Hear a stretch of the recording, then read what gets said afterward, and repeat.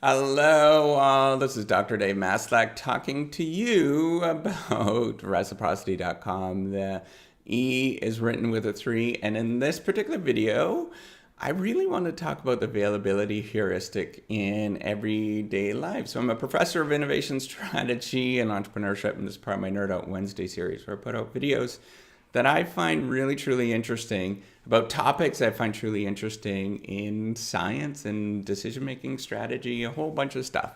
So what I'm going to do is define what the availability heuristic is, and then maybe talk about sort of related types of heuristics that you often hear about in psychology and decision-making. Maybe in economics, it's used a fair bit as well. And then talk about how it sort of relates to, our personal lives and using sort of my own examples that I have in my own personal lives with this kind of stuff. So, what is the availability heuristic? Well, that's really just a shortcut that we often use when we make decisions in everyday life. So, let me take a step back. There was a push for a very, very long time. It's still a real push within the sciences of trying to, particularly within psychology, decision making, somewhat sociology. They're kind of preoccupied. A lot of stuff that happens in the College of Business or any sort of area, there's a push to understand why we don't make sort of perfectly rational decisions. And that's really kind of stemming from Herbert Simon's work. Came out in 38, I want to say. I might be wrong with that number. But basically this idea that we don't make perfect, rational decisions. We don't incorporate all available information around us. We often do, very quick shortcuts. We often, we just don't incorporate as much decision on information as we possibly can, and we don't process that information as best as we possibly can. There's often a better answer if you sit down and think through it a little bit more, right? So rational decision, we often have alternatives, right? So we'll dream up all of the possible alternatives, then we'll come up with the best available criteria to assess those alternatives, and then we sort of decide, based using those criteria, what is the best alternative, pick the alternative, and execute. But we don't do it that way. That's the way that a lot of people used to think when we make decisions. It's still taught that way for a lot of people, but it's moving and it's changing slowly towards sort of thinking of these particular biases and stuff like that. And so one of the biases that we have is this availability heuristic. Daniel Kahneman and Amos Tversky was the first ones to sort of point this out in the mid-70s, early mid-70s. They're working on this out of Israel, of all places. They ended up going to win the Nobel Prize for their work in decision-making in economics, since it was really influential in economics. Because economics, the sort of economic model is that we make these very rational decisions, but it's changed in the last probably 20 years, where we realize that we don't make these kind of very rational decisions like that, and they're trying to alter the economic model that they have to sort of fit these behavioral tendencies that we have. So there's a behavioral thing that we act, right? So there's sort of a normative way that we should actually make decisions, but then we act. Our behaviors don't necessarily reflect the best possible decision that's available that we can actually do. We act because we're limited, right? We're fallible. We have all these kind of tendencies. Some of us have actually physical limitations, right? Like ADHD and ADD, all sorts of other ailments and things like that, that we actually have true things that are going on that prevent us from making rational decisions. It's really hard to make decisions. And this one, in particular, the availability heuristics is really kind of nice, because what it suggests is that instead of incorporating all available information that we should possibly make, we incorporate the information that is available to us immediately or within our particular surroundings, right? So a lot of people make these problems, right? Children, myself, everybody around you, CEOs, top managers, the presidents, and and prime ministers of countries all around the world, we all make these kind of biases. We all make these decisions in these ways. It kind of explains why we often make these sort of really seemingly irrational decisions when there's a better choice available if you sit down and think about it. So the way that they actually tested this and explored this particular phenomenon is they had sort of little kind of cute questions that they would ask people and ask their students. Maybe it's undergrad students, maybe it was some of the ones that were really fun and interesting. They'd actually ask statisticians or people that are really, really smart that they shouldn't necessarily, and smart being, that they're just well trained and things like that in that area. You'd think that they shouldn't make any of these biases and stuff, but they do, right? So even the best people that understand statistics and these economists and, people, professors and stuff like that, that they still make all these biases just like everybody else, right? So they ask, one of the ones that is kind of cute and it's kind of fun is they asked people to recall the number of words that they can imagine that begin with the letter J compared to the number of words that have the letter J as the third letter. And it turns out, if you sort of do this, you can do it right now. You can stop the video and do it right now. And then as you do this, you'll find out, we recall all the words that begin with the letter J. And we have a big list, right? So you might want to write down the list.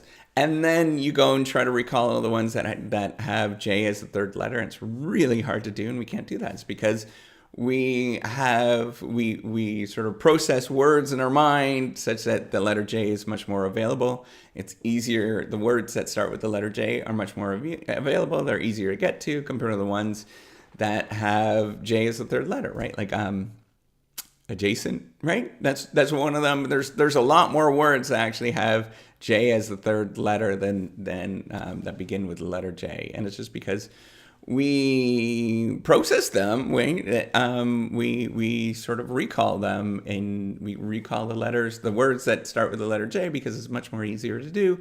It's available to us. There's a lot of sort of similar biases that have come up over the last few years. Since they've been working on this kind of stuff and other people have identified it and whatnot. Two of the ones that are really similar that I think that they can be kind of clustered together in a lot of different ways. One of them is the recency bias. So this is where we make decisions, where we incorporate information that is really recent and really available to us. So a lot of, if there's a disaster, for example, we think of the disaster that happened recently. If there wasn't a disaster recently, then we don't think about that.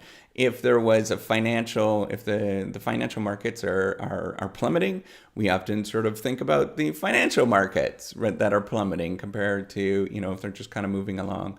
If there is, if there was a terrorist attack, if there was, what's another one? Oh, if there was like a serial killer in your neighborhood, like particularly with the negative events and stuff like that, or in the news, right?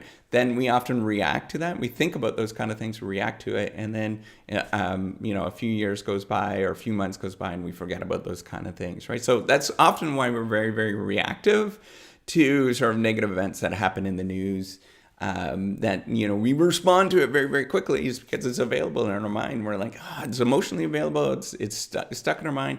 And as we sort of think about things and time passes, and that kind of gets pushed back, and then you no longer make decisions and you react to it in that sort of way. So that's why often you see like policies and laws and things like that get sort of pushed through very quickly when sort of these catastrophic events happen, because we're reactive to it, or one reason why it happens. Another one is that I think is quite nice, and it explains a lot in our life, is anchoring and adjustment heuristic. And the anchoring adjustment heuristic is that we often sort of pick something that is available to us, or pick some sort of outcome or some particular person, and then we adjust our decision alternatives relative to that thing that is really available and easy to get to. So for example, I don't know. So with the availability heuristic, we have that sort of negative event happen, a catastrophic event that happens. So we sort of look at that, and then we adjust. We're like, okay, so this negative event happened, and then we try to make a decision based on that, right? Versus the sort of all available information that you can gather. And if you have all that available information, you process that, you're going to make a much more rational decision than that sort of really sort of extreme event that happens. The sort of crazy event that happens that drives our decisions, right? So we'll anchor on that. So we'll latch, like anchor, right? We'll latch on that particular thing, and then we'll adjust up or down, or, we'll make decisions relative to that. So, like I say, we all make these decision-making heuristics. We all use these sort of decision-making heuristics. It's not just kind of crazy psychology stuff. It's not stuff that just comes up in decision-making. We all make it, right? So children, CEOs, again, prime ministers, presidents, myself. And I thought I'd actually talk about some more personal things. It probably relates to you as well. I think you will probably really relate to these things, but they really are kind of dear to me, and I often think about them, and it's just kind of wrestles around in my own head. And I think that you probably have to deal with the same sort of things. That's why I'm putting this out here. So one of them is I judge my performance by looking around the people around me immediately. So maybe you're in the classroom right now and you're judging your own performance. You're like, well, this person over here, they're doing so well, and that person, I'm better than them. For me, I'm looking at other professors. They're like, oh, how did they get so many publications? And other professors, I'm like, okay, I'm doing a little bit better. But that's not what you should be making your decisions on. That is truly an availability heuristic problem that's happening, because what ends up happening is you get really anxious. If you're latching on to the sort of things that are really, both they're available to you, because for me, or for you in the classroom, or maybe you're in a business environment, you're looking at all the people around you in your office, and you're like, well, how is that person so much more productive than me? I can't code as much as them, and just driving me nuts. So what you should be thinking about, those people, those are really in your immediate bias. So you're going to have availability bias. You're really thinking about them. That you see them every single day. So you're going to have a sort of a recency bias with them. And you're going to sort of anchor your decisions based on those particular groups. Maybe it's the other people in your classroom. Maybe it's the people in your office, and you're going to anchor relative to those and make decisions based on that. But that's not the way that you should be making your decisions. Particularly, for myself, I think about this and I try to, remove myself from that, but I get myself sort of wrapped up in these sort of really negative feelings and anxiety. And I'm like, oh gosh, this is driving me bananas, and I can't sort of control that stuff.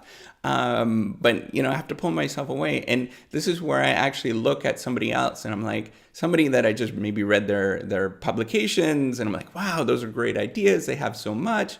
And then I try to adjust relative to that. And I realize that they're like way ahead of me in terms of performance. I'm like, well, how do I actually get there? I can't get there at this moment. And then I feel depressed and anxious, and it really eats me away. Or I see somebody that seems like a similar boat as me, right? Sort of kind of in the same boat as me. And then I see that they have so much more stuff.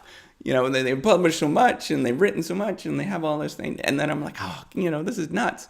But what I'm forgetting, and what I'm totally forgetting, and the same as you, I'm sure you're totally forgetting, is you have to look at where you came from and incorporate all that information from where you came from. So I came from the middle of nowhere. There's no universities the closest university was 4 hours away.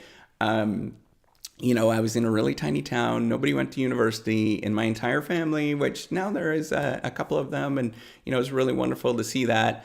It was a struggle, to be honest, to get to the point of, I'm actually a professor now. Like that is really cool. And I came from middle of nowhere, Ontario, and now and I'm not sort of knocking, Dryden's a beautiful, wonderful place, but it truly is like pretty isolated. But now I'm in like Florida. I'm at a large state institution, and I just have to sort of bring all of that information along, and then I have to think about, wow, I actually have accomplished a lot. And then that's what you have to do as well. When you start getting into those negative modes and thought processes, you have to look back and you have to think, well, where did I come from? What did I do? Was it there is a lot of things along the way that happened. Maybe you had a really traumatic event that happened in your life that sort of knocked you off that position, or, like a lot of people don't have those. A lot of people have a lot of negative, crazy things that happen in their life, but a lot of people don't.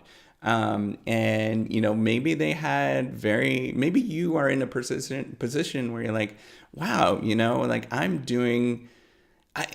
not doing as well as somebody else. But then you have to think about like, okay, well, I had these negative things happen to my life and I actually got to this moment. Like, that's a wonderful thing compared to, maybe somebody's had a lot more resources given to them. Maybe they went to private schools. Maybe they went and had great, parents that were really supportive and all this kind of crazy stuff.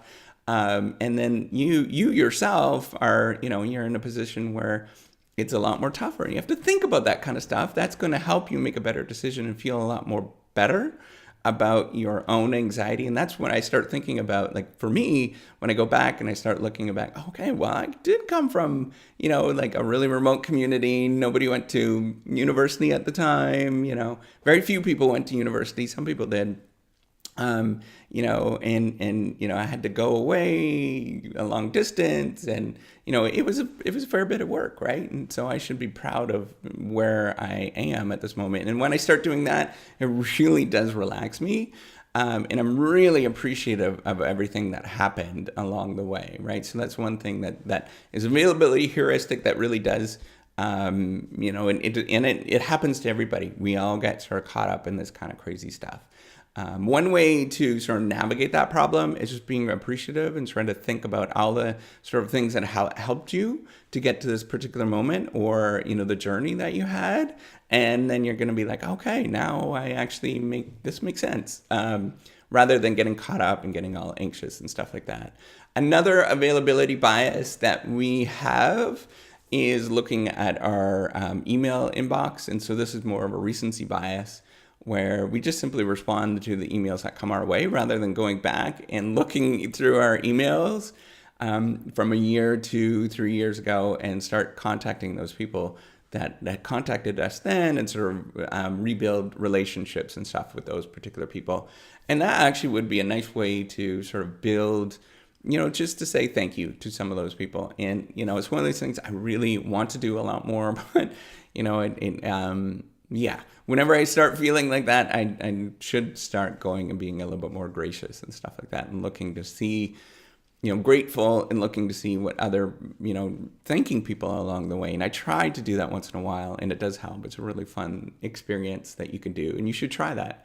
So I just wanted to point out that we all have these availability heuristics, and it does sort of mess with our minds. It also makes us sort of make poor decisions along the way. So a couple of ways that you can respond to that, sort of the emotional aspect. Just think about all the stuff that you had to do to get to the point of where you are.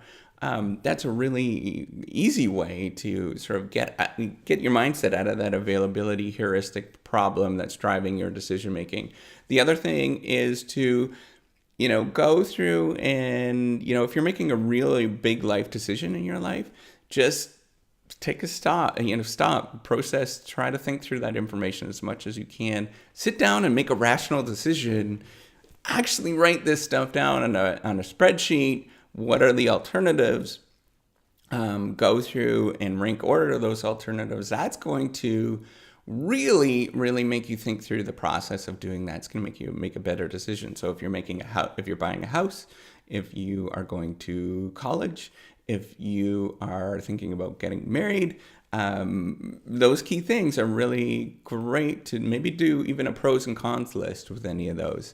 Those are going to really think you through these major life decisions and get you away from these availability heuristics as best as we can, right? We're always going to be attached to these availability heuristics and availability biases, but we're trying to move ourselves away from that and trying to push against this sort of rational process that we have, or push us towards a more rational decision-making process. So that's all I wanted to say. If you like this video, give me a thumbs up. I do appreciate it, because then I'll just do more of these kind of things. As well as thank you so much for following along. I do appreciate everything. So take care, have a wonderful day, and I'm looking forward to seeing you on the next video.